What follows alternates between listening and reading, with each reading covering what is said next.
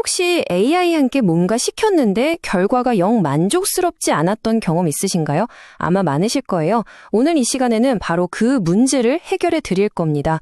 AI의 성능을 정말 극적으로 끌어올리는 프롬프트 엔지니어링의 실용적인 기술들을 아주 깊이 있게 파헤쳐 볼 거거든요. 단순한 팁이 아니라 여러분이 오늘 당장 써먹을 수 있는 구체적인 방법들을 알려드릴게요. 자, 백문이 불여일견이죠. 바로 한번 보실까요? 우리 대부분이 AI를 쓸 때 왼쪽처럼 말해요. 그냥 요약해줘. 이게 바로 제로샷 프롬프팅. 그러니까 아무런 예시 없이 딱 지시 하나만 던지는 거예요. 간단한 일에는 괜찮지만 결과물은 복불복이죠. 근데 오른쪽을 보세요. 아래 기사를 핵심 결과에 초점을 맞춰서 글머리 기호 3개로 요약해줘. 이건 차원이 다르죠? 무엇을 어떻게 어떤 형식으로 요약할지 아주 구체적으로 알려주잖아요. 바로 이 작은 차이가 평범한 결과와 전문가 수준의 결과를 가르는 첫걸음입니다. 오늘 우리가 나눌 이야기의 핵심 철학이 바로 이 문장에 담겨 있습니다. 프롬프트는 AI를 속이는 게 아니라 명확하게 생각하도록 가르치는 것이다. 맞아요. 우리는 AI를 상대로 무슨 마술을 부리거나 속임수를 쓰라는 게 아닙니다. 우리가 원하는 게 뭔지, 어떤 과정을 거쳐서 그 결과물을 만들어내야 하는지를 명확하고 체계적으로 알려주는 거죠. 한마디로 AI를 똑똑한 학생으로 만들고 우리는 훌륭한 선생님이 되는 거예요. 여러분이 입력하는 프롬프트는요, AI에게 있어서는 건물의 청사진이나 마찬가지예요. 생각해보세요. 건축가한테 그냥 좋은 집 하나 지어주세요 라고 하면 어떤 집이 나올까요? 엉뚱한 건물이 지어질 수밖에 없겠죠. AI도 똑같습니다. 모호한 요청에는 모호한 결과가 따라올 수밖에 없어요. 그래서 잘 만든 프롬프트는 그냥 좋은 질문이 아니라 AI가 따라야 할 아주 명확하고 상세한 설계도라고 생각하셔야 합니다. 자, 그럼 이제부터 그 명확한 청사진을 그리기 위한 핵심 도구들을 하나씩 살펴볼 시간입니다. 프롬프트를 만드는 데 있어서 가장 기본이 되면서도 아주 강력한 기술들이죠. 이 기초만 탄탄하게 다져놓으면 앞으로 어떤 작업을 시키던 결과물의 퀄리티가 확 달라지는 걸 느끼실 수 있을 거예요. 그 첫 번째 핵심 기술, 바로 역할 프롬프팅입니다. 말 그대로 AI 모델의 특정 역할, 즉 페르소나나 관점을 딱 정해주는 거예요. 그냥 AI한테 물어보는 게 아니라 예를 들면 너는 지금부터 10년 차 마케팅 전문가야 라고 역할을 부여하는 거죠. 이게 왜 그렇게 중요하냐면요. 어떤 역할을 주느냐에 따라서 AI가 내놓는 답변의 톤, 사용하는 어휘, 전문성의 깊이까지 모든 게 완전히 달라지기 때문입니다. 활용법은 정말 무궁무진합니다. 보세요. 당신은 재무 상담가입니다. 라고 하면 시장 분석에 기반한 투자 조언을 해주고요. 당신은 B2B 세아스 기업의 시니어 제품 마케팅 매니저입니다. 라고 하면 고결의 문제점을 파고드는 전문적인 마케팅 카피를 써주죠. 또 당신은 기술 전문 채용 담당자입니다. 라고 하면 개발자 이력서의 핵심을 날카롭게 짚어낼 거고요. 이렇게 역할을 부여하면 AI는 단순 정보 검색기를 넘어서 여러분의 프로젝트를 위한 맞춤형 가상 전문가가 되어줍니다. 두 번째 핵심 기술은 맥락 프롬프팅입니다. 이건 AI에게 무엇을 할지만 알려주는 걸 넘어서 왜, 그리고 어떤 상황에서 그 일을 해야 하는지에 대한 배경 정보를 충분히 주는 거예요. 관련 데이터나 이전 대화 내용, 특정 시나리오 같은 걸 제공하는 거죠. 이런 맥락 정보가 있어야 AI가 훨씬 더 상황에 맞는 정확한 추론을 할 수 있게 됩니다. 바로 이런 식으로 쓰는 거죠. 아래 고객 페르소나 정보를 사용해서 라고 하면 그 고객에게 딱 맞는 메시지를 만들겠죠? 우리의 3분기 매출 목표와 우선순위를 고려했을 때 라고 하면 비즈니스 목표에 부합하는 전략적인 아이디어를 내줄 거고요. 이 엔지니어링 로드맵을 검토해줘 처럼 구체적인 자료를 주면 아주 현실적인 피드백을 받을 수 있습니다.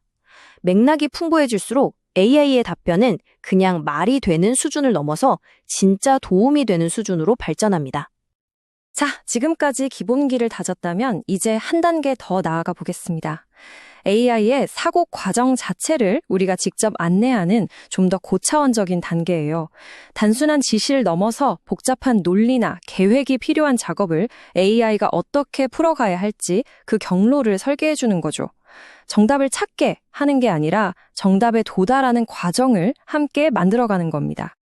단계별로 생각해봐. 이 한마디 정말 간단하죠? 하지만 이게 바로 복잡한 문제를 푸는 가장 강력한 프롬프트 중 하나입니다.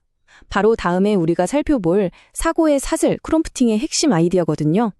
어려운 문제를 통째로 던져주고 풀어봐 하는 대신 논리적인 단계를 하나씩 차근차근 밟아가도록 유도하는 거죠. 사고의 사슬, 영어로는 코에이티라고 부르는 이 기법의 과정은 이렇습니다. 먼저 핵심 질문을 파악하고 그 질문을 풀기 위한 논리적 단계를 스스로 나누게 한 다음 그 단계를 따라서 최종 답변을 만들게 하는 거죠. 이 방법을 쓰면 좋은 점이 뭐냐면요. AI가 어떤 과정을 거쳐서 그 답을 냈는지 우리가 투명하게 볼 수 있다는 거예요. 그래서 혹시 중간에 잘못된 부분이 있다면 쉽게 찾아내서 고칠 수 있죠. 수학 문제나 논리 퍼즐, 복잡한 계획 수립처럼 과정이 중요한 작업이 정말 효과적입니다. 다음은 제가 개인적으로 정말 기발하다고 생각하는 스텝백 프롬프팅입니다. 이건 특정 작업을 바로 시키는 게 아니에요. 말 그대로 한 걸음 뒤로 물러나서 더 일반적이고 근본적인 질문에 대해 먼저 생각하게 만드는 겁니다. 거기서 얻은 어떤 원칙이나 통찰력을 가지고 원래 하려던 구체적인 작업에 적용하게 하는 거죠. 나무 하나하나를 보기 전에 숲 전체의 모습을 먼저 그리게 하는 방식이라고 할 수 있어요. 예를 한번 들어볼게요. 그냥 우리 앱의 온보딩 과정을 평가해줘 라고 하는 대신에 먼저 성공적인 사용자 온보딩의 특징들이 뭔지 개요를 작성해줘. 그런 다음에 그 원칙들을 기준으로 아래 우리 온보딩 과정을 비평해줘 라고 요청하는 거예요. 또 제품 포지셔닝 문구를 바로 쓰게 하는 게 아니라 상위 경쟁사 3곳이 스스로를 어떻게 설명하는지 먼저 요약하고 그걸 바탕으로 우리 제품 포지셔닝을 잡아줘 라고 하는 거죠. 이렇게 하면 훨씬 더 깊이 있고 전략적인 결과물을 얻을 수 있습니다. 자, 이제 프롬프팅의 세계에서 정말 넥스트 레벨이라고 불리는 고급 기술들을 살짝 엿볼 시간입니다. 지금까지 AI를 유능한 조수로 만드는 법을 배웠다면 지금부터는 AI를 여러 가능성을 동시에 탐색하고 심지어 외부 세계와 상호작용하면서 스스로 문제를 해결하는 강력한 파트너로 만드는 방법들을 다뤄볼 거예요. 먼저 사고의 나무, 토티 기법입니다. 아까 봤던 사고의 사슬이 하나의 길을 따라서 깊게 파고든 거였다면 사고의 나무는 이름처럼 여러 갈래의 길, 즉 여러 추론 경로를 동시에 탐색하는 방식이에요. 정답이 딱 하나로 정해져 있지 않은 문제에 아주 유용하죠. 예를 들어 새로운 마케팅 전략을 짜거나 여러 디자인 시안 중에서 고르는 것처럼요.